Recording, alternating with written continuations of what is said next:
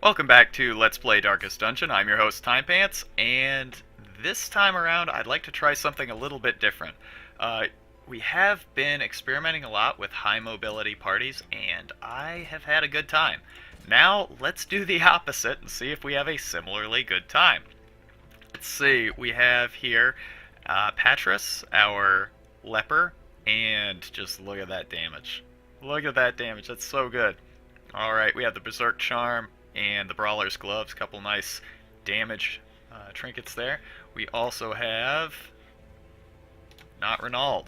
He has our two Crusader only trinkets. This one buffing his hit points, this one giving him some damage, both of them very nice. This has been kind of our standard Vestal loadout, and I have to say I like it a lot. Now we lose some damage, but I'm not too disappointed with that. And finally we have Parry, again, with our Hellion only Ancestral Trinket. Great. So good. And we have our Berserk Charm here. So, what we're going to do is we're going to head back into the Weald, because we want some more deeds, and we also want crests. And we also get this Dark Crown, which is something that I would kind of like to try, since I had a great time with our Darkness party, and I've kind of had a difficult time getting my nerve back to attempt it again, but I really want to. So, yeah, let's see. We are going to do without. We are running down to our last 10 gold, so unfortunately we can't take along any consumables at all, but let's try it. I think our damage output is going to be such that we should be able to get through everything just fine. These two have plenty of damage in the front two rows, and we also have the ability to jump forward and hit the back if we need to. And she has just some excellent abilities here. We're going to switch out the Yop for Breakthrough, and we'll keep these two around just in case she does get shuffled into the front row, which is always a possibility. Clear 100% of room battles. We have another really linear one, so I am glad we packed as we did. And let's see. You know what? Actually, yeah, we're going to be fine. We're going to be fine. We don't need to backtrack just yet. I was thinking maybe... This sucks, but we might be able to get through this okay. Let's see. So we're going to move him forward, and we're going to move him forward again. We're going to lose some time here, and that's unfortunate. But I get the feeling that we're going to be able to take these guys down without too much trouble. Actually, you could move back on the first one, and then you just need to jump forward again. We lose a little bit of time, but we have two strong contributors here in the front row, and Holy Lance is going to be annoying. Alright, so... What do we do here? His speed is 0, so he is always going to go second. I think... I think we just have to pass the turn. That's annoying. That's annoying. I hate to take that stress because really, we shouldn't have to. We shouldn't have to, but that's fine. I think this battle is well in hand, even though we haven't really had much of a chance to contribute to it. Yeah, Skull Toss. Ouch. Yeah, we're definitely going to be camping early here. And, gosh, at this point, we're just going to do it. We'll try and take them down as best we can here. Judgment. I'm glad we got the kill. And now, hopefully... shit. Well, we're actually... Oh, we can't move back. We're just going to do this because I feel like we can get the kill. But this was actually a really inefficient battle, and I'm very disappointed with how it went. Hopefully, yeah, that stress relief makes me feel a little bit better about it. But we are actually going to risk not using our torch here. And I think we got this. I think we got this. However, we are going to either move our leopard forward. Yeah, we're going to move our leopard not our leopard. I wish we had a leopard. We're going to move our leopard. You know, we're going to move him forward. And now we're going to start working on this fungal battery. There we go. Alright, so we don't have to focus on him. Because, yeah, it would be nice to get the kill here. Well, why don't we try it? Because, at the very least, minimum damage makes him die next turn. So, okay, that's fine. Get some health. And this guy, not too dangerous, I was about to say. So the first two combat encounters here have been pretty troubling. Pretty troubling indeed. I honestly hope she does not get rabies. Which sounds weird to say because I have been saying over and over again, gosh, I hope we can get some rabies on our characters, but honestly, her accuracy is far, far more important than her damage. As the fiend falls, a faint hope blossoms. And let's see, I think we just want to take this down. Just start working on it because it's so annoying to try and hit, if nothing else. Alright. Bleed. Yikes. Alright, so fortunately his health pool is high enough that it's not a huge problem. But gosh, you know, this is not good. I think we are just going to heal him, trying to get ahead of the bleed because he is going to bleed out. I mean, he is going to take a ton of damage here.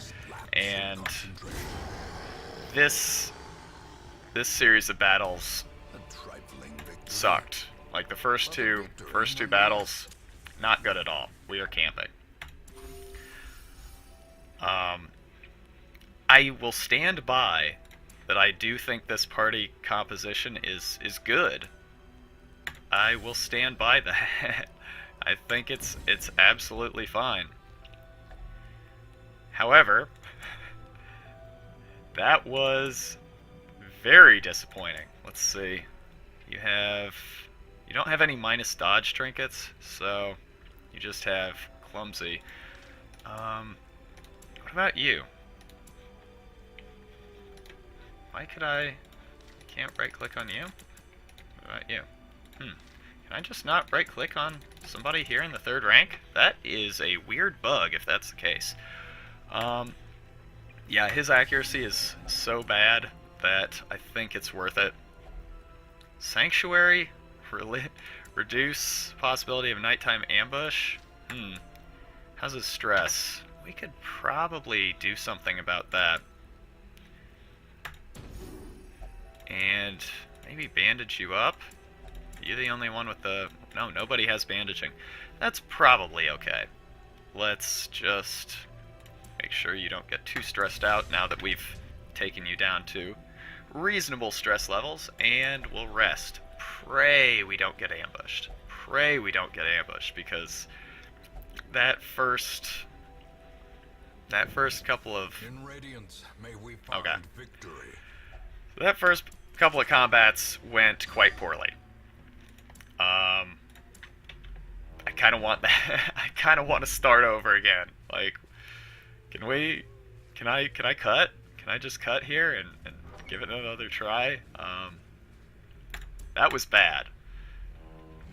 Now, I think I have to say that since I've kind of come around on the Plague Doctor, gosh, I cannot talk. Since I've come around on the Plague Doctor, I think the Leper is my least favorite hero. He's so lacking in terms of his mobility. He really has a very, very severe problem.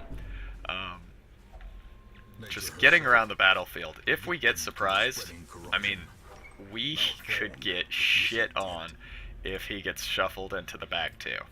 Especially like at the very beginning where he gets shuffled to the back.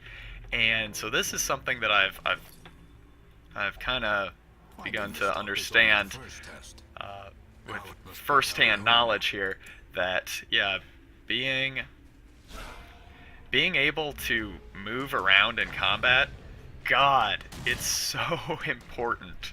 It's so important. Alright, let's see. Maybe Dazzling Light, just to minimize the number of attackers here.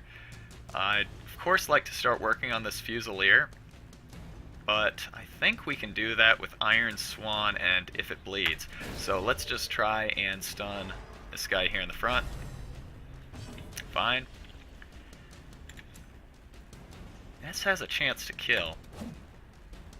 If it hits. If it bleeds, oh, beautiful. Beautiful. And some valuable stress relief there. Shank, annoying, but not terrible. And now, we can just kind of go to work. This is good. And heal. Ah, come on. It's alright. Breakthrough is actually what I want. Okay. Debuff sucks, but we're okay.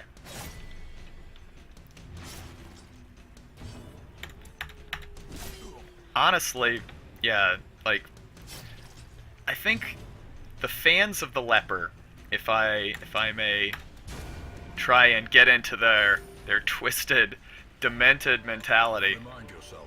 I mean, look at that. That's fucking crazy. Like, the damage is, and it would be disingenuous to say otherwise, the damage is incredible. It's so good. It really, really is. And, you know, if you're just looking at the leper in terms of his ability to deal damage, I mean, it's out of this world. It's great. I can totally understand that. That is a very, very valid perspective. On the other hand, I think that his accuracy, like the amount of accuracy that he gives up for that damage, already makes that a trade that's not really, okay, maybe not in his favor, if I may use a double negative there, maybe not in his favor, but it's certainly a trade that is, yeah, like, it's adequate compensation. Let's just say that. Like, the losing the accuracy for the damage, definitely adequate compensation. That is certainly equalizing the equation there. But then to lose, you know, then to lose the mobility aspect on top of that, the ability to reposition himself without giving up a turn, is just too much. It is an enormous sacrifice for him to bear. So, yeah, I really can't look at the leper and say, wow, this is an elite class. This is somebody that can stand on equal footing with, like, a Hellion, for instance, or like a Highwayman. I don't see it. I really don't. Maybe as further balancing is done to the game, there will be more done to sort of compensate for that loss of mobility. But right now, I do not see myself using the leper very frequently in combat. I think I can work around a lot of problems. I mean, I think I've demonstrated that, you know, I can make the best of sort of a bad situation, but yeah, having to try to build around somebody so inflexible, that might be a bridge too far for me. So, anyway, that's my little soapbox there. Yeah, leper, not a fan, not a fan. I can certainly see the appeal of using one.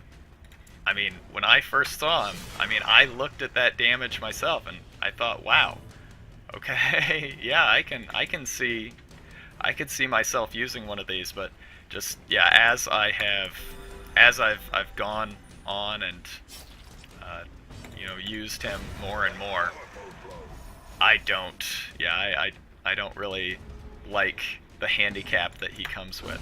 Although I certainly do acknowledge it's an interesting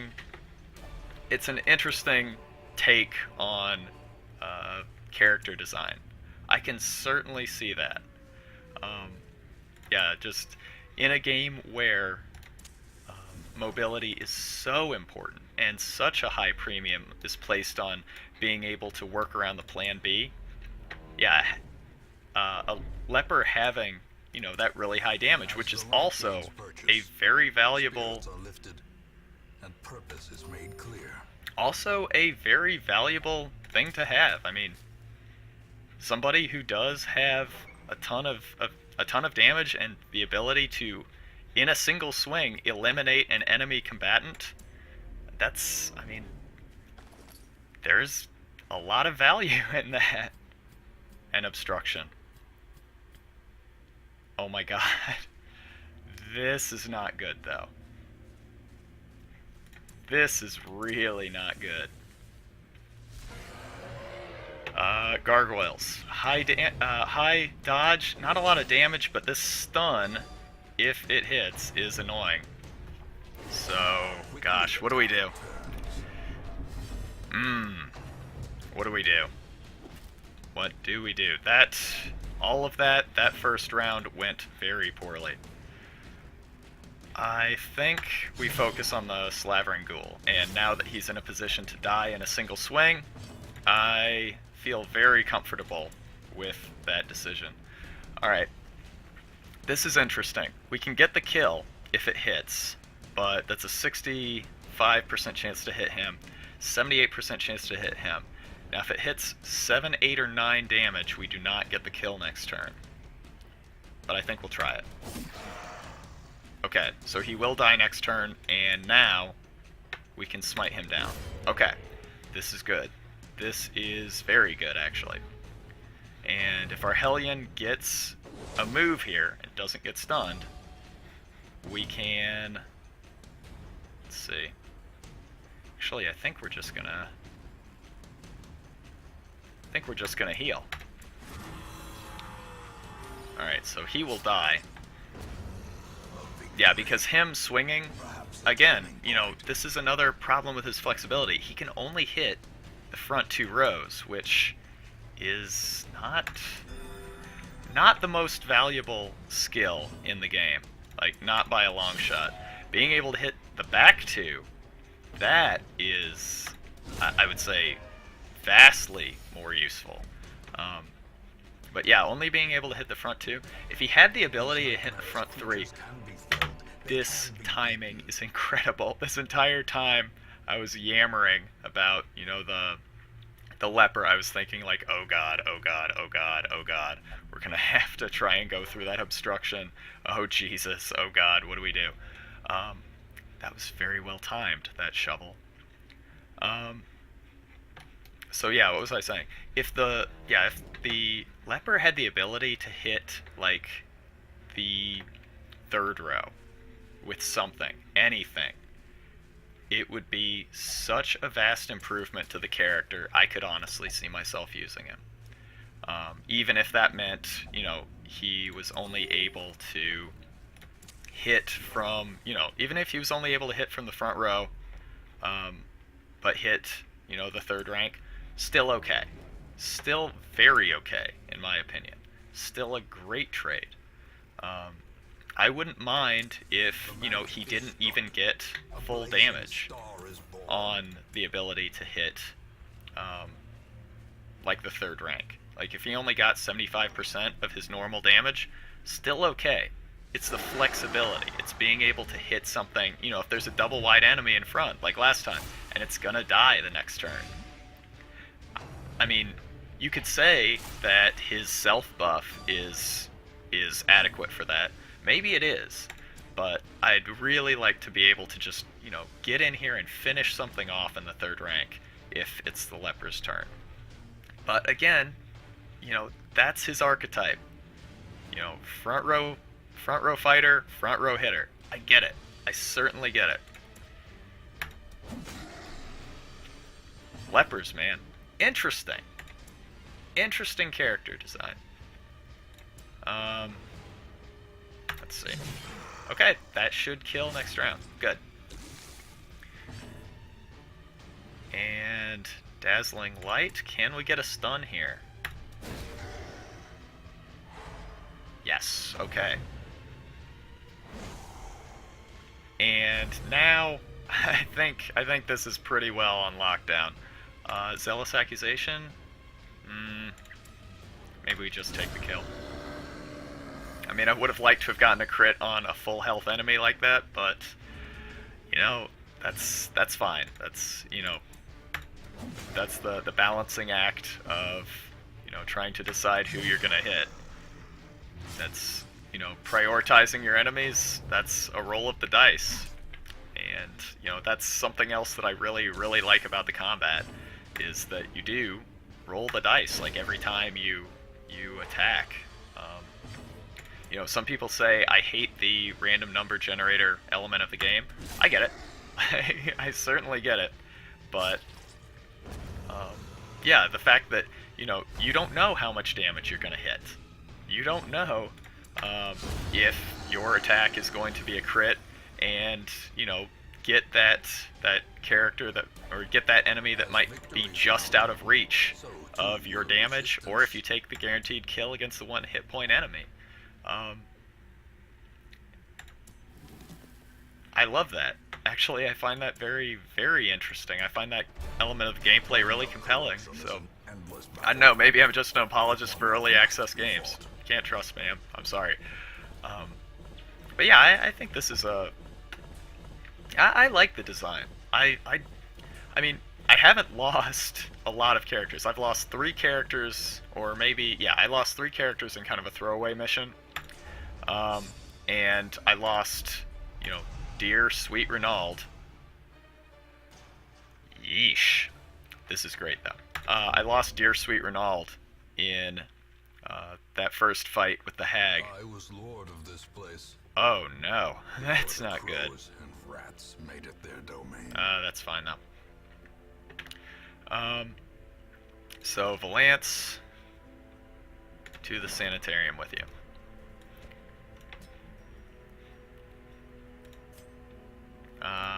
No, Deviant Taste. No, you've said you were experiencing double vision.